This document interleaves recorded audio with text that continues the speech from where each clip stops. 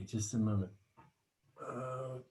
Excuse me. Okay, hello, good evening, everybody. I'm just gonna sort of assume you can hear me. Yes, okay. Well, actually, that's very nice to have some thumbs up. Thank you very much. I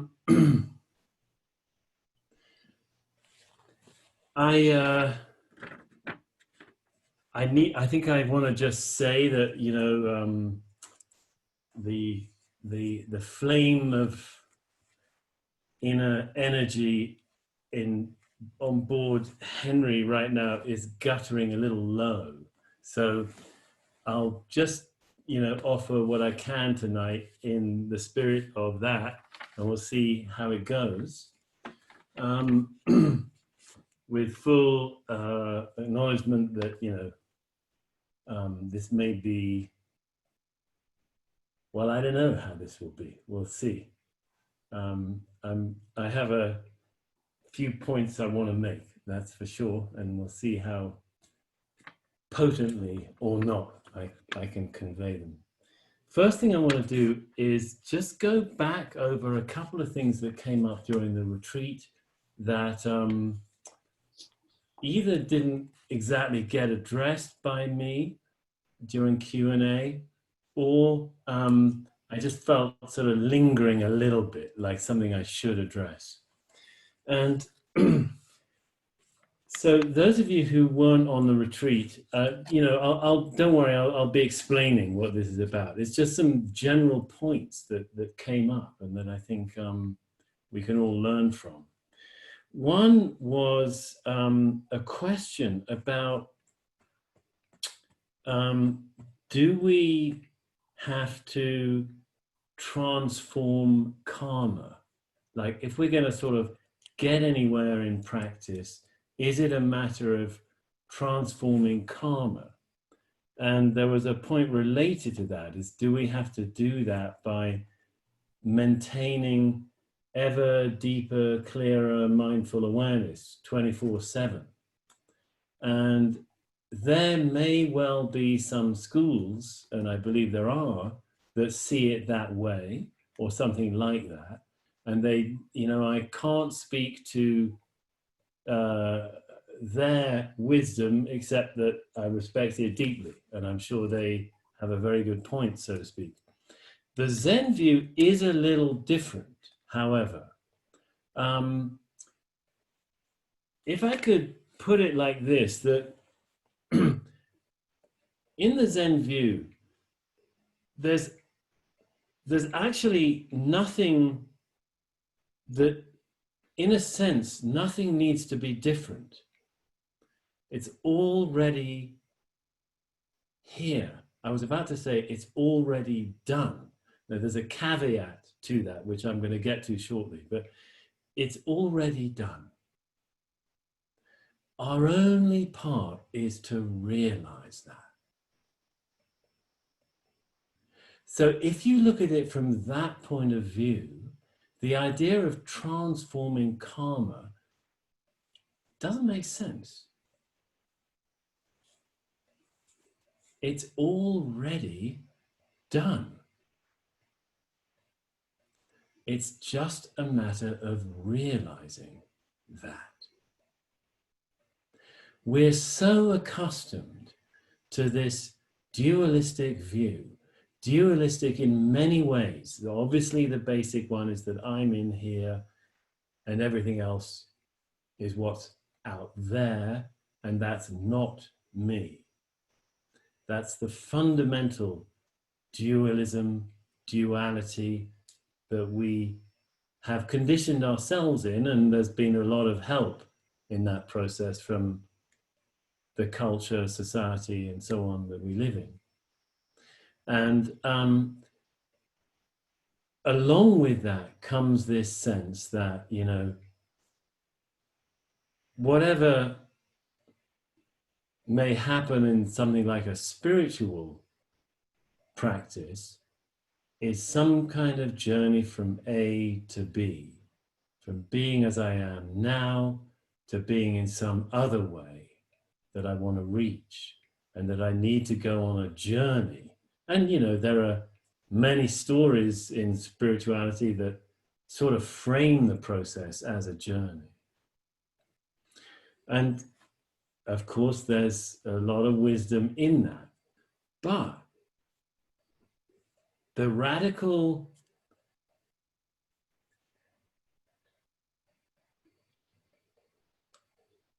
relief of this kind of Buddhism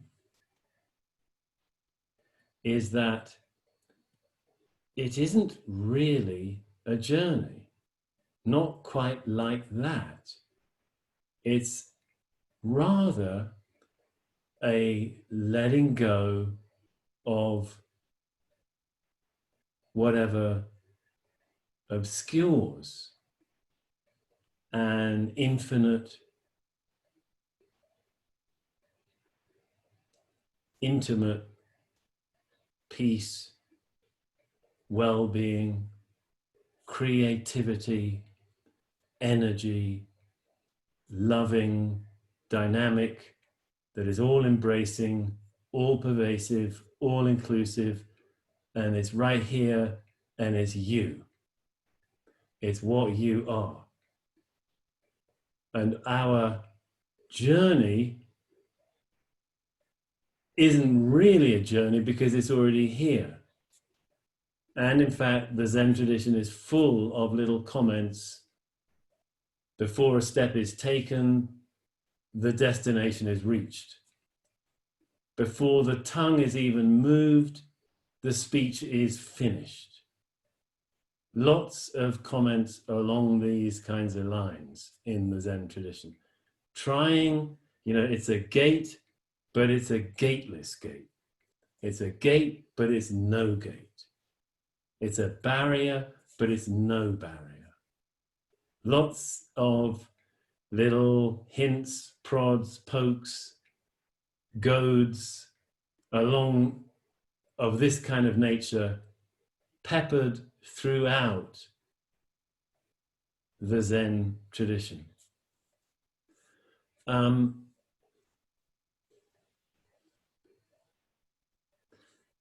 When Yamada Koen Roshi, one of our recent ancestral teachers, awakened, one of his comments about, he had a very deep awakening after various, glimpses and glimmers. After lots of practice, he came to a deeper kind of dropping off of everything.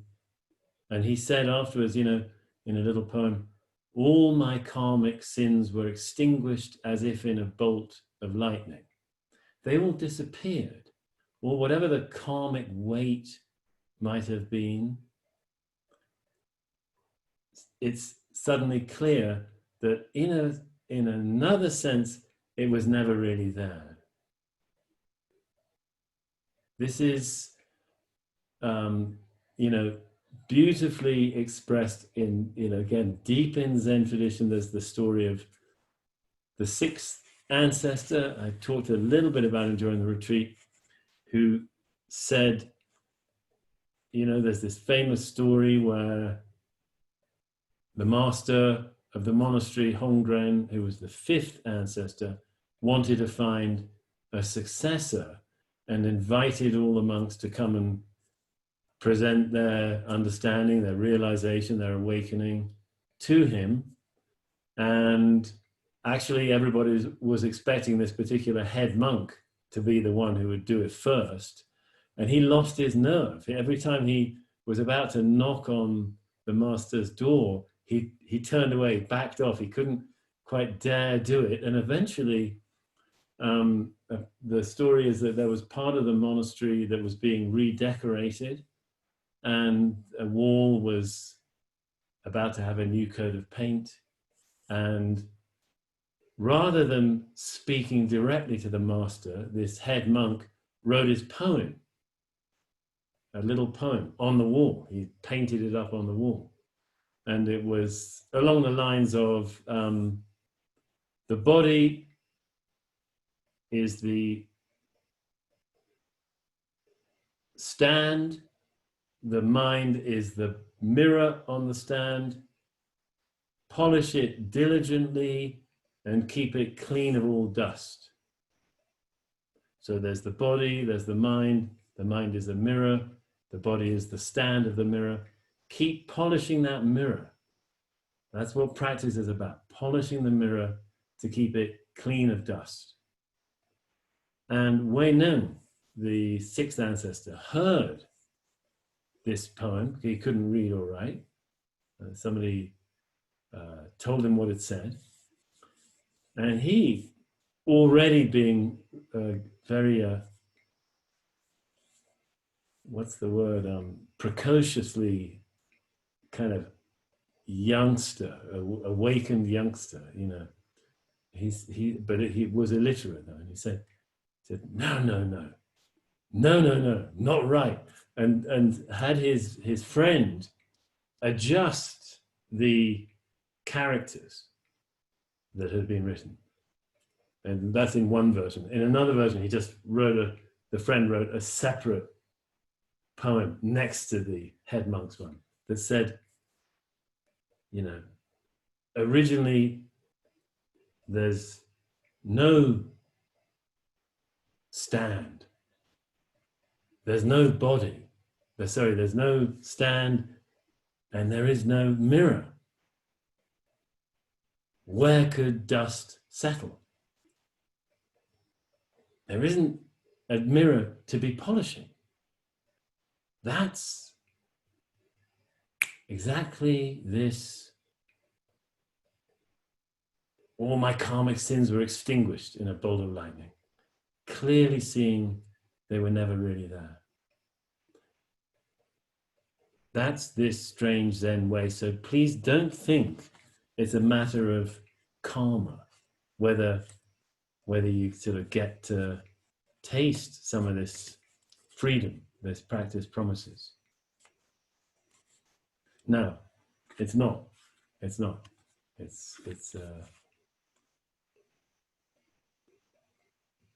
as we've heard from some of the teishots by Valerie Roshi, actually the lack of freedom, at least in this sort of a deep level, is not actually right.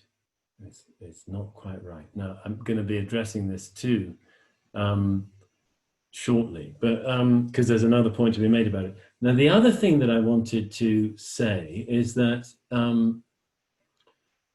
I don't know, this is really for people who are on the retreat, but it might apply to everybody. You know, there are stories of people actually like Wei Neng and modern day folks who somehow do seem to have a awakening experience, an opening early on in their practice. In fact, I noticed during the retreat that Valerie, in one of her talks, she mentioned that she'd had something like that on her first retreat that she ever did.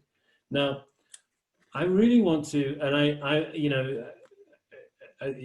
many of you have known people who may have had some sort of early glimpse, you know, and I want to reassure you that number one, that's not at all the norm or necessary. The great majority of sort of senior people in Sambo Zen, people who've stuck with it for a long time and, you know, are still around, you know, and some of whom are in leadership positions, the great majority are not like that. They doggedly sat for a long time before having any glimmers of this, glimpses of this simple, pre-existing state of things. Secondly, regardless of when people may have a first glimpse, one of the things that we in Sambo Zen are quite emphatic about is that that's only another start. Our practice goes on and on for a long time beyond that. So we're all going to have to do, if we want to get from, you know, the way this works is we're sitting a lot, we're unsettled, we're restless, our hearts are not at ease. Gradually, they calm down. The body learns to be still, the nervous system finds its way to a more balanced condition, and gradually our minds start to settle and our hearts start to settle. That doesn't mean that sit after sit after sit, you have no thoughts and it's blissful. It doesn't mean that. We're talking about sort of general state, condition, way of being gradually settles over time. Of course, there's minor fluctuations, obviously, but overall, and you know, life will bring its turbulences as well. But overall, we're gradually starting to get a little more grounded and settled, but also sort of a little more open to this sense that there is some kind of underlying ground to things, even if we haven't seen it directly. We start to kind of know that actually it's possible to not be living entirely on the surface of the storm-tossed ocean. There's you know, you can go down 10 feet, 30 feet, 60 feet, and the water's a little calmer. Not to deny that the surface is still there bouncing around, but we're starting to know that actually there's deeper, stiller water always present, even if we haven't seen the infinite depths. So there's that. Then the time comes, probably at some point, whenever we're right, when we do get a sudden glimpse that suddenly our ordinary construction of reality just briefly evaporates, just or it tears, or it splinters, shatters, something cracks, and we just suddenly are open to one boundlessness, and we just see, somehow sort of see is not exactly the right word, but we sort of see that there's a pervasive something that isn't actually a something at all, but we just get this sense of there's a unifying something, but it isn't something, in all things, including us, and we are part of that, whatever that is. It's a sort of like a fabric, but it actually isn't a fabric at all, but it can sort of seem like that with a first glimpse, usually. Sense of oneness. And it's very, it's beautiful, and we realize, wow, as Valerie quoted in one of her talks in the recent retreat, the ancestors have not deceived me. There really is something real in this very moment. It's always here. So I'm talking in this sort of slightly generalized way about a map, but don't think this is something far off. It's always only here. Now, it's true in our temporal, decaying bodies, you know, on that level, we go through time, and there are moments in that time when suddenly we make this discovery, and it'll seem like, wow, that's sort of something amazing that I kind of tasted or saw or experienced, and it'll sort of close again, and then we're sort of distant from it again. It's not obviously available, but we have for real tasted it ourselves, and at that point it'll seem kind of impossible, really, that we could ever be kind of close enough to it, so to speak, that it could somehow open even more, and we sort of inhabit it, or it inhabits us in a more consistent way. We just lose our ordinary way of constructing things in a more sustained kind of way. And yet we find we can still lead our lives, without any trouble. It's not like we forget how to put the kettle on or go to our work or even do quite complex tasks. We can still do that. There may be patches where we need a bit of, we're a little bit stunned and it, takes a little bit more. But by and large, we can do all the stuff we normally do, absolutely no trouble. And we wouldn't imagine that was possible without our ordinary way of constructing things, but it is. And we can be more immersed. It doesn't seem like that would be possible, but it is. It is. And that's why this training takes so long, because it's not very easy. It's really not very easy. And so please don't be concerned, like, oh man, I know, I don't know, you may have read my book, you may not have read my book, it doesn't matter, but, you heard Henry has some sort of flash when he was 19, doesn't matter. And, I suffered a lot for quite a long time after that. And it took ages to get anywhere near beginning to, when I say ages, I don't mean like a few months, I'm talking 20 years to get anywhere near sort of even the remotest possibility of there might be a way to integrate that and become more grounded in it and somehow be able to live it. And it wasn't just it, of course, I'd only had a glimpse and there was far more to discover and so on. So, we all have our different winding ways, long and winding roads. And, but there is, I think you get what I'm trying to say. I really just don't want you to be discouraged when you hear stories of early openers. It's no help. It's no help. It doesn't matter. The groundwork has to be done. The tilling, the plowing, the sifting the soil, the making good of the soil so things can grow well in it. And then you only need one little tiny seed, couple of drops of rain, few little rays of sunshine. You don't need a whole lot, especially if that soil is well tended, well tilled. Okay, so that's really what I wanted to say about the just little follow-up points to the retreat. Now, having done that, I've actually taken up sort of a bit more time than I expected. So I'm going to just rather briefly, I want to touch on a beautiful talk in this book, The Hidden Lamp, which is stories from 25 centuries of awakened women. It's not a koan collection. It's a book of stories. And among the stories, there's a few koans.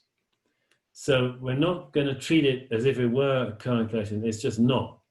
But it's a very valuable book just as a counterweight to the overwhelming majority of Zen stories and Zen koans, where the cast of characters are so many more men with just a few women. And we're living, obviously, I think we all know, we're living in a time in this modern secular West where, it's I don't know whether you'd agree that it's a post-feminist age, certainly a feminist age where Buddhism in the West has been, I think you could probably, on the whole, fair to say, quite proactive in being open, on the whole, to women as practitioners and leaders. And, I don't want to overstate this, but there certainly are quite a few women leaders of Buddhism in the West. And this book attests to that. They're not only all Zen practitioners, there's a predominance of Zen, but there's other schools of Buddhism as well. And, as many of you know, one of my real core main teacher was Joan Rick Roshi. And, this is really belying what seems a sort of, just such a a cruel doctrine that crept into Buddhism after Buddha's time, that women were not as capable of enlightenment as men. I mean, I hate to even say those words. It seems so ridiculous. And our Sangha, I mean, of course, I have a privileged view of this, getting to meet with people one-on-one, but, we have, I can tell you, just as many, more women, I don't know, at least as many women in our Sangha who have had these important glimpses, as men, maybe more, It's just, it doesn't function on level of gender awakening. It doesn't. So I want to read a little essay. I mean, I want to just read a couple of paragraphs from a piece by Jan Chozen Bays Roshi. I don't know, some of you would have heard of her. She set up, with her husband, they set up a monastery in Oregon, a Zen monastery called Great Vow. And they're both physicians, actually, I believe. And this place is, I haven't been there, I'd love to go. So I think they bought an old school and converted it into a Zen monastery. And Jan Chozen Bays is quite closely related to our Sambo Zen school, because her teacher was Mazumi Roshi. And Mazumi Roshi was a Japanese master who had actually trained in, I think, under 3 masters. One was his dad. He grew up in a sort of ancestral, temple, father to son. Both he and his brother were masters under their dad, and as I understand it. But he also trained with a couple of other masters in Japan, one of whom was a Sambo Kyodan, or now it's called Sambo Zen, a Sambo Zen master. And then he came to the States and started teaching, and became, he left quite a remarkable legacy, Mazumi Roshi did. Jan Chozen Bays, for a start, Bernie Glassman, Charlotte Joko Beck, Genpo Roshi, and Pat Enkyo O'Hara. Some of you may have come across her, and more. Really a very sort of important, influential Western teachers came from Mazumi Roshi. His time wasn't without its problems. You can read about that if you're interested. But I think it's clear that he left, really fruitful Dharma heirs and successors and so on.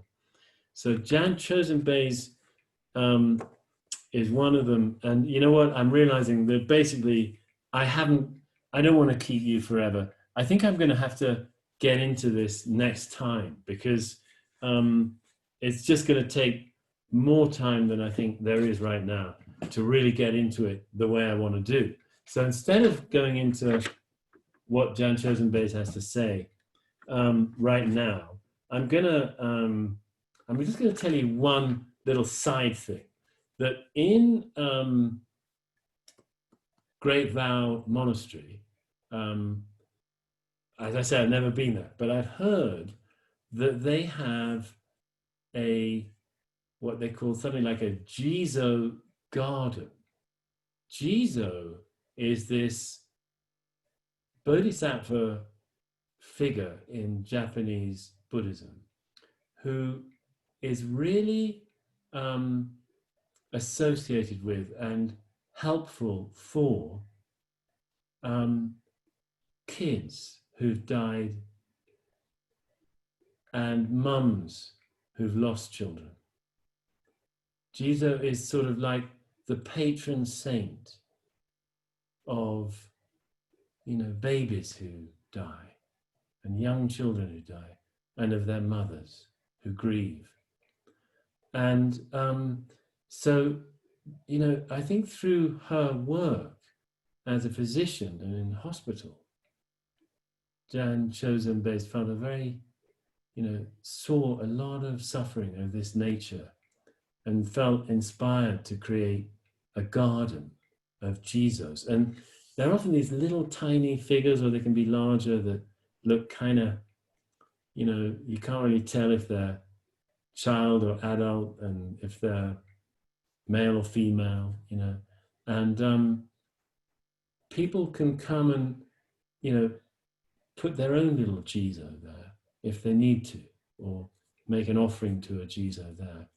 And actually this figure behind me, this Bodhisattva up here, I don't know if you can see you see it up there? That's a Jizo, actually. I thought it was just some old monk, but it's not, it's a Jizo. So John Rick told me. And I just feel that actually we at Mountain Cloud might consider whether we could have a Jizo glade that could serve a healing function for the Sangha. So whenever we're back there, maybe that's something that we can initiate if anybody's interested in that, And friends, I'm sorry that I haven't really quite got to, what might have been the meat of the talk tonight. But I hope that there's been a few little canapes that have got something that fertilizes, encourages your practice in at least some small way. I'd like to think that often Zen is one of these practices where sometimes you go for the main thing, but it's a little side thing that really helps you. Do you know what I mean? That sometimes we think, oh, it's all about this. This is what I'm going to really pursue. But actually, some little thing over here is what actually livens us, wakes us up. Yeah, there's an idea in the creative world that sometimes I had this an